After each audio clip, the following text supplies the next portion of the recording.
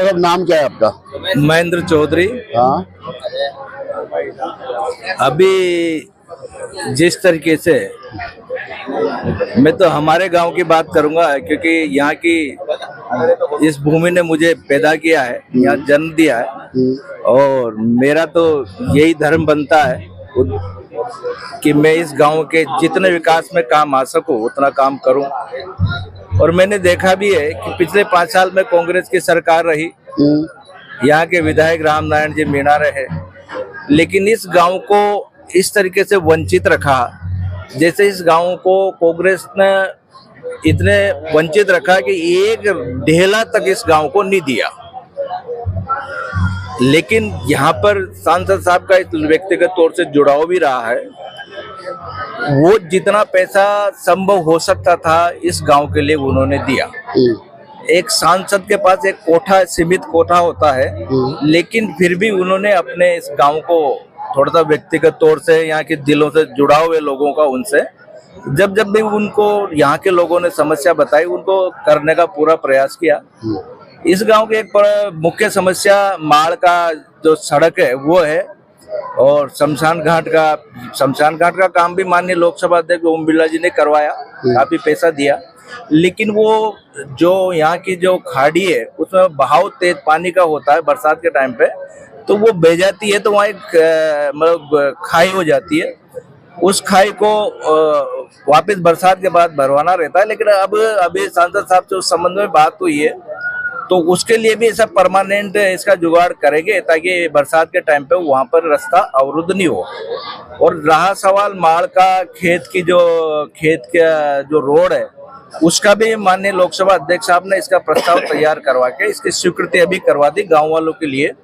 तो मेरा तो मानना है कि जिस गांव के लिए एक लोकसभा अध्यक्ष होते हुए भी इतना अपने मन में ध्यान रखते हैं, करते हैं, तो मैं ज्यादा इसमें तो जाऊंगा नहीं, क्योंकि राष्ट्र का चुनाव है। आपका ये मानना है कि जो वर्तमान सांसद है और जो लोकसभा अध्यक्ष भी है, उन्होंने उनके द्वारा इस आपके गांव के या आपकी ग्राम पंचायत जो है उसमें विकास के लिए विशेष योगदान दिया? हाँ, हमारी पूरी पंचायत के लिए विशेष योगदान रहा। लोहौत पंचायत में हमारा गांव आता है। वास्तव में हमारे पूरी पंचायत के लिए लोगों के पता नहीं क्या बात है, उनके ऐसे यहाँ के लोगों से इतना जुड़ाव है। तो जो भी कोई विकास के काम के लिए वहाँ पे जाता है तो वो स्वतः ही, मतलब उनका स्वेच्छा से वो कहते हैं कि भाई हाँ। आप उनके प्रमुख 2-4 काम बता सकते हो कि जो उन्होंने इस पंचायत में अभी किया हो हाल ही में? देखो, एक सबसे बड़ा काम तो उन्होंने लोहौत ग्राम पंचायत लोहौत गांव में जो वहाँ का तालाब है, अब उसमें 1.5 करोड़ रुपए का अभी वो काम करवा रहे हैं। और एक बहुत बड़ी समस्या थी, लोहौत गांव से आप आसपास के गांव जुड़े हुए हैं, उस गांव में अगर मान लो पुलिया बरसात के टाइम पे परेशानी आती थी, और उससे कम से कम 15 गांव करीब ऐसे थे जो बरसात के टाइम पे कट जाते थे।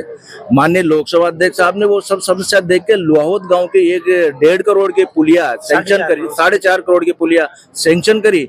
और आज मैं समझता हूँ लोहौत गांव के लिए नहीं बल्कि 15 गांव ऐसे हैं जिनको बरसात के टाइम में आसानी से निकलने के बढ़िया साधन उनका वो हो गया।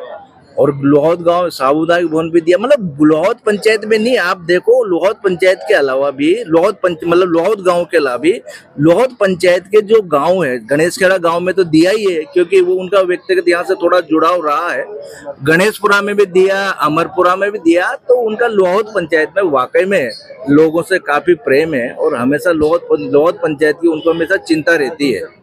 आज दिन तक उन्होंने लोहौत पंचायत के दिल से लेकर चिंता करी है। ऐसा मैं समझता हूँ आज दिन तक भी कोई ऐसा सांसद नहीं आया जो एक पंचायत पे अपना इतना प्यार जिसको रहा है पंचायत के, चाहे कोई से भी समाज के लोग हो, पूरी पंचायत के लोगों से उनका दिल से जुड़ाव रहा है।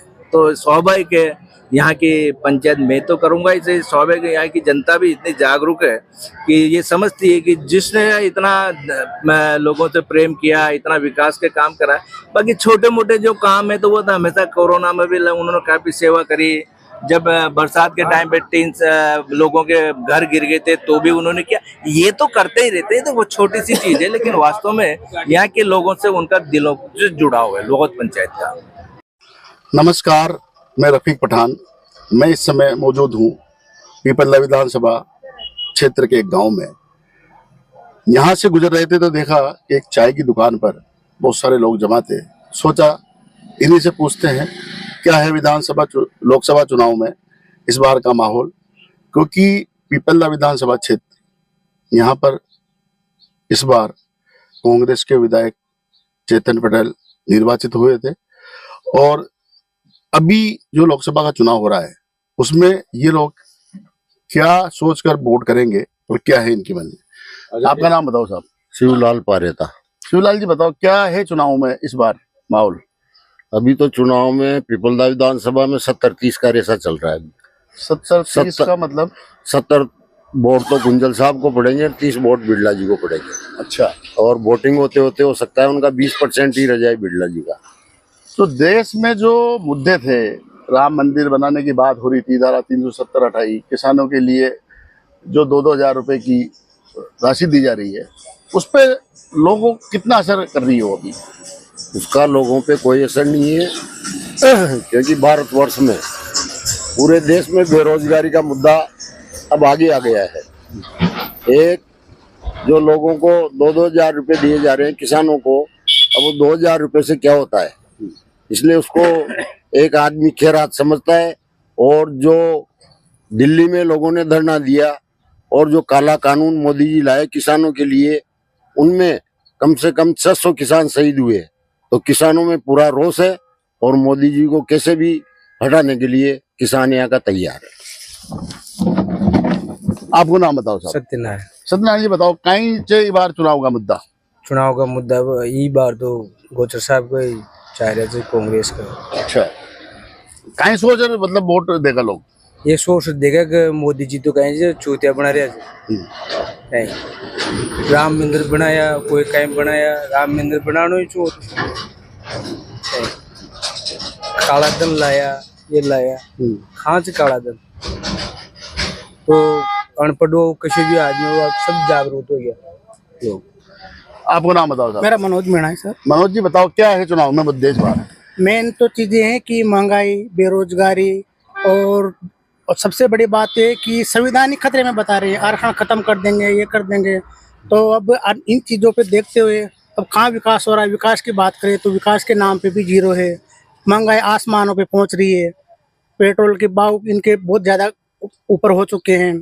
तो साहब इधर की जनता तो बहुत नाराज है और कांग्रेस को अपना मन बना चुकी है, तो ये तो कांग्रेस के साथ ही है। नाम बताओ साहब आपका। मेरा नाम जसवीर चौधरी है, मैं गणेश खेड़ा का निवासी हूँ। जसवीर जी बताओ क्या है चुनाव का माहौल इस बार। चुनाव का माहौल है कि राष्ट्रवाद के नाम पर चुनाव में मत डलेंगे, हाँ, विकास का नाम पे डलेंगे। विशेषकर जो गणेश खेड़ा विकास हुआ अभी तक, वह एक सांसद को से हुआ है, इसको नकार नहीं सकते हैं। मैं पिछले कई सालों से कांग्रेस का काम करता था और मुझे भी एहसास हुआ कि कांग्रेस के राज में 2 रुपए का काम नहीं हुआ। अब मैं क्या, ये तो सभी जानते हैं, आप भी जानते हो कि 2 रुपए आए नहीं अभी तक। जो भी काम हुआ अभी पिछले बार जो 7 लाख रुपए का जो काम कार्य हुआ बालाजी के स्थान पे, वो भी माननीय सांसद को से हुआ है। तो बताओ आप किस आधार पे हम वोट डालें। एक दूसरी बात है कि कांग्रेस कार्यकर्ता के मतलब काम करवाते हैं पर उसको डिस्पोजल मानते हैं। काम किया, काम निकल गया, उसके बाद में एक तरह से जैसे डिस्पोजल को फेंकते लोग चाय पी के, उसी प्रकार कांग्रेस के कार्यकर्ता को आदमी डिस्पोजल समझ रखा है उन लोगों ने। इस वजह से हम तो इस बार सोच अलग है हमारी। बताओ नाम बताओ अपना। राजकुमार गौड़। राजकुमार बताओ क्या है चुनाव का माहौल। चुनाव का माहौल तो ये कि हम तो मोदी जी को प्रधानमंत्री देखना चाहते हैं और ये राष्ट्रवाद का चुनाव है। ये ग्राम पंचायत या छोटे चुनाव नहीं है, इसको तो हम राष्ट्र के हिसाब से वोटिंग करेंगे और ओम बिरला जी को यहाँ से जिता के भेजेंगे। नाम बताओ साहब आपको। लाल सिंह जी। लाल सिंह जी बताओ कहीं से मुद्दा ही बार चुनाव में यहाँ पर। साहब लोकसभा क्षेत्र में 1 से 1.5 लाख के बीच में जीत रहे हैं। अब तैयारी चल रही है 2 से 2.5 लाख के बीच की। कौन जीत रहा है इस बार। गुंजल साहब जीत रहे हैं। अच्छा जी। क्या मुद्दे हैं गांव के लोगों के मन में। 10 साल वो अभी देश की सबसे बड़ी कुर्सी पे बैठे हुए हैं, फिर भी कुछ भी विकास नहीं हुआ। विकास के नाम पे जीरो है, मीठी गोलियां देते हैं और कुछ नहीं है। कुछ करना है। एक मिनट, नाम बताओ अपना। दिनेश राव।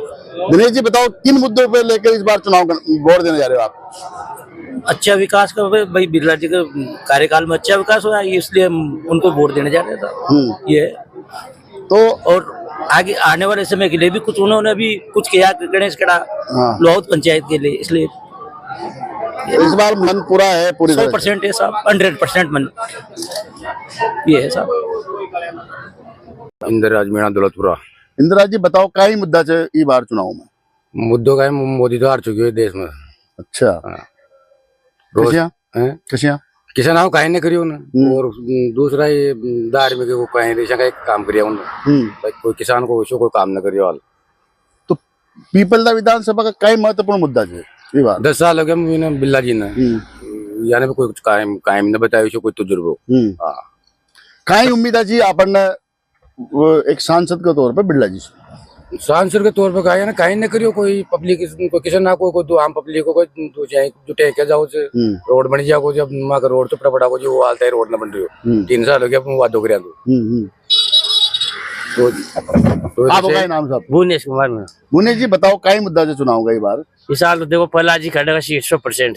अच्छा, 100% खड़ी खड़ा गाड़ी से। और जब माँ बीजेपी बड़ा वादा कर जाओ, जब मान लो भाई 10 साल से रेल की पटरी की बात करिए, अब 10 साल गए रेल की पटरी तो आज दिन वो काम कोई कार्य काय चली कोई अच्छे कुछ जाओ तो चल जाओ चल जाओ देख जाओ, कल का गौशाला की बोल जाओ तो वो काम पूर्ण हो मगर नंदी गाड़ी बोल गया तो काम जरूरत सामा तो बीजेपी सुधार गया।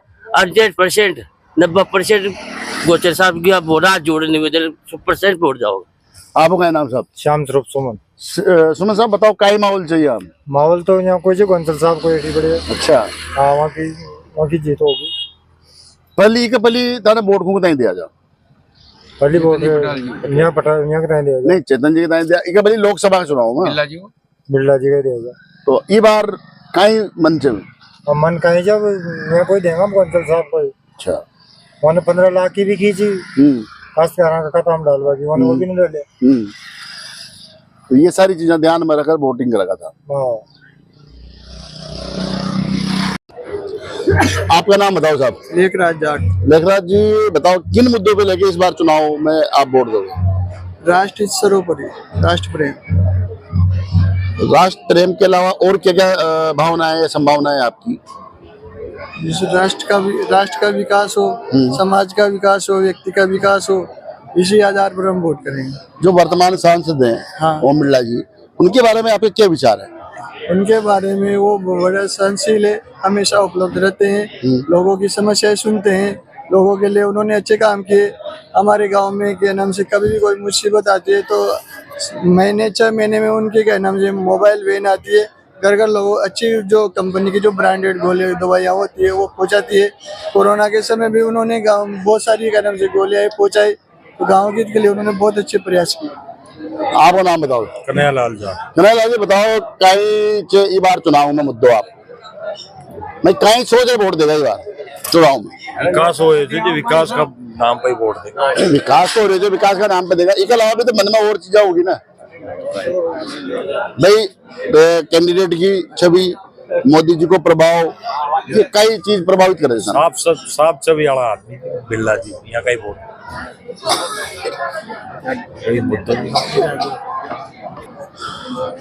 आपका नाम बताओ साहब? गिरिराज चौधरी। गिरिराज जी बताओ, किन मुद्दों पे इस बार चुनाव में वोट देने जा रहे हो आप?